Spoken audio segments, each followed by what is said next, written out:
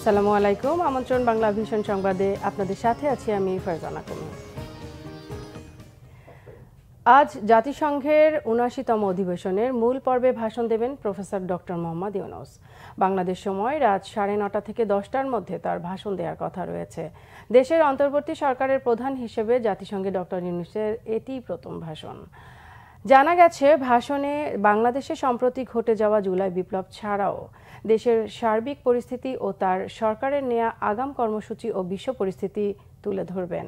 এর আগে সফরের তৃতীয় দিনে যুক্তরাষ্ট্রের প্রধানমন্ত্রী অ্যান্টনি ব্লিংকেন, জাতিসংঘ মহাসচিব অ্যান্টনি গুতেরেস সহ নেদারল্যান্ডসের প্রধানমন্ত্রী এবং বিভিন্ন সংস্থার প্রধানদের সাথে সাক্ষাৎ করেন নোবেলজয়ী এই অর্থনীতিবিদ, বাংলাদেশের প্রধান উপদেষ্টা।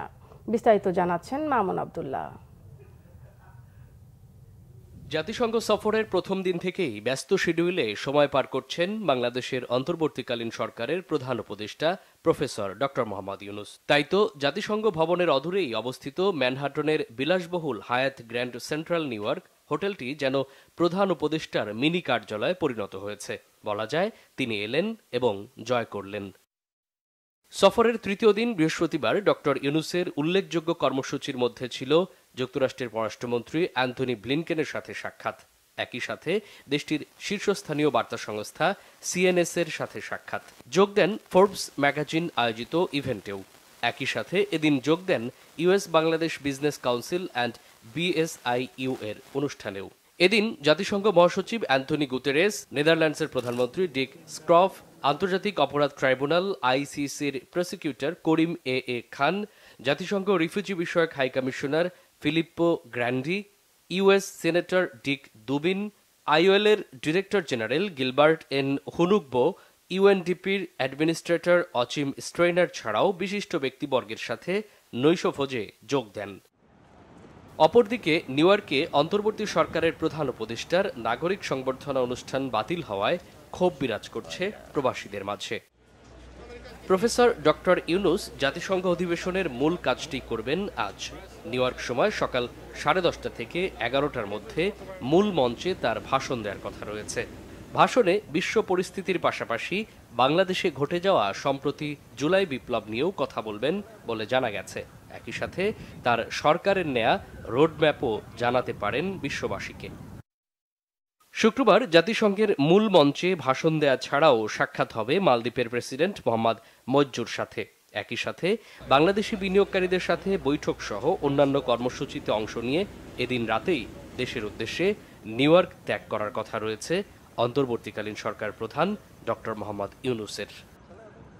মামুন আবদুল্লাহ, বাংলা ভিশন, ঢাকা।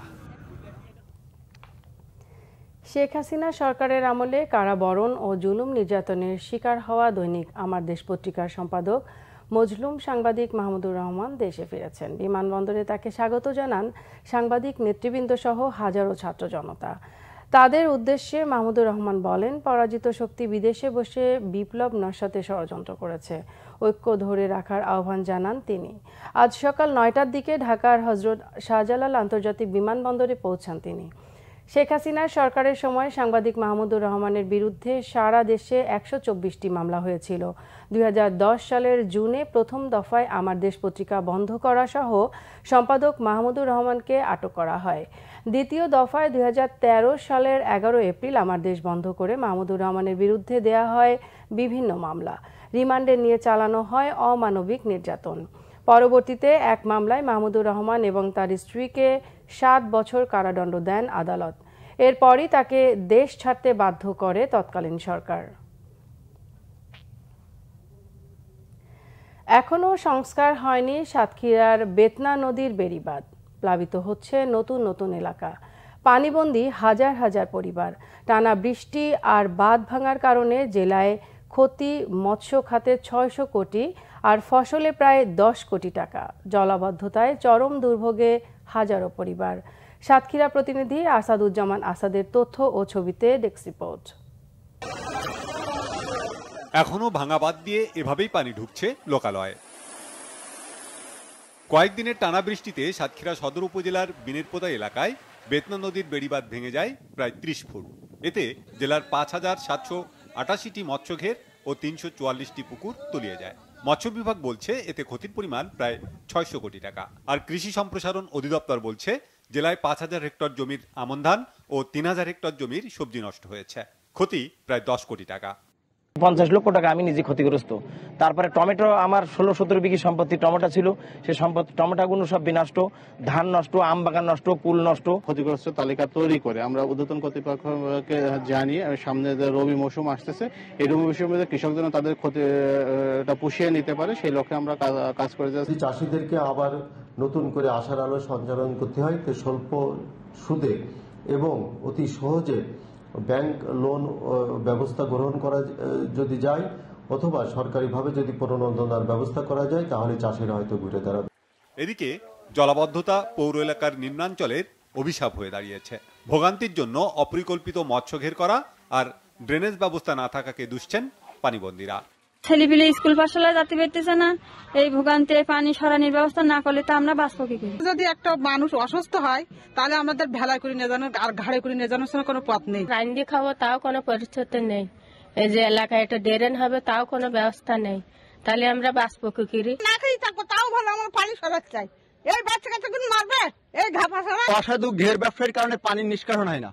এটা প্রশাসনের কাছে এসে বললে প্রশাসন এইভাবে একদিন দেখে শুনে চলে যায়, তারা পয়সা করে ঘেরালাদের কাছে পয়সা খেয়ে এই আমাদের এইগুলো মারতেছে। জরাজীর্ণ বেড়িবাঁধ মেরামতের চেষ্টা করছে পানি উন্নয়ন বোর্ড, সাথে আছে স্থানীয়রা। প্লাবিত হয়েছে মৎস্য ঘের, ফসলের জমি, কোনো কিছুই বাকি নেই।